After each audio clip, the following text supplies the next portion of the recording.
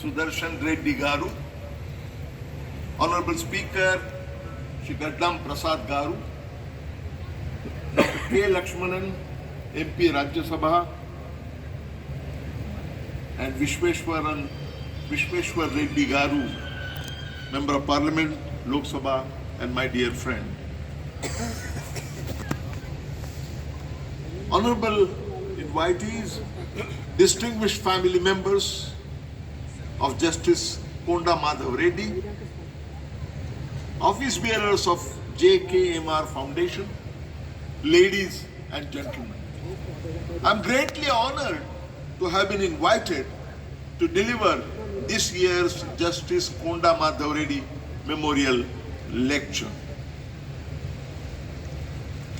Indeed, I'm overwhelmed that the organizers have considered me worthy to be in the league of highly distinguished previous speakers in this series, such as former Prime Minister Sri P.V. Narasimha Rao, Arun Jaitley, Dr. M.S. Swaminathan, and my former bosses, Governors of Reserve Bank of India, Dr. C. Rangarajan, Dr. Y.V. Reddy, among others. I owe this great privilege to Sri Konda Vishweshwar Reddy, himself a distinguished personality, an engineer, an entrepreneur, a social activist, MP, Member of Parliament par excellence, and of course, my very dear friend. Let me take this opportunity to pay my humble tribute to the great personality, Justice Sri Konda Madhava Reddy.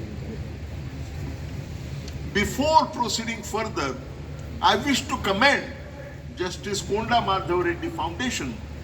This foundation, JKMR Foundation, has been established in the memory of Justice Konda Madhava Reddy. This foundation has, over the years, taken so many socially desirable initiatives focused on education, skill development, employment for rural youth, and so on. I am particularly excited to note that the eligibility of candidates is 10th fail or 12th grade fail. In other words, this foundation embraces those youth who are not eligible for most openings and makes them self-reliant. This all-inclusive legacy, no doubt, flows from the traditions that were laid down by Justice Konda Madhava Reddy and his great father, Konda Venkataranga Reddy, a veteran freedom fighter and former Deputy Chief Minister of Andhra Pradesh. Well, friends, as you are well aware, Justice Konda Madhava Reddy was a multifaceted personality. His highly distinguished career included landmark achievements such as the Chief Justice of Andhra Pradesh High Court, as well as the Chief Justice of Bombay High Court and founder chairman of the Central Administrative Tribunal CAT, and acting governor of Maharashtra, my own state.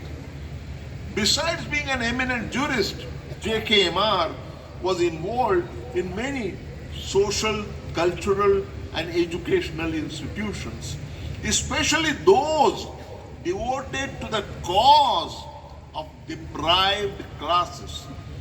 All said and done, what was closest to his heart, however, was law and constitution. And that is precisely why I have chosen to share some thoughts on this theme of 55 years of constitution making, the role of Dr. Baba Saheb Ambedkar.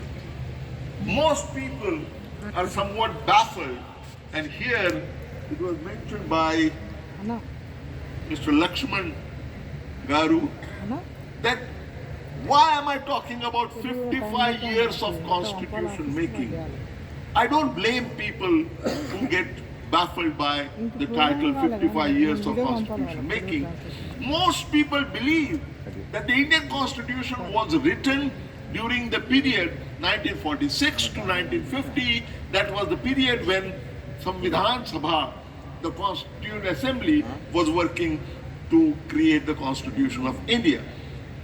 However, this statement is only half truth. In reality, the Indian Constitution was an outcome of a 55-year-long process of constitutional reforms starting way back in 1895. That is why 55. Do you know? There were two parallel tracks. The process began in 1895, and I'm going to talk about this entire process. As a matter of fact, there were two parallel tracks of constitutional reforms, one from the British rulers and the second one from Indian leaders.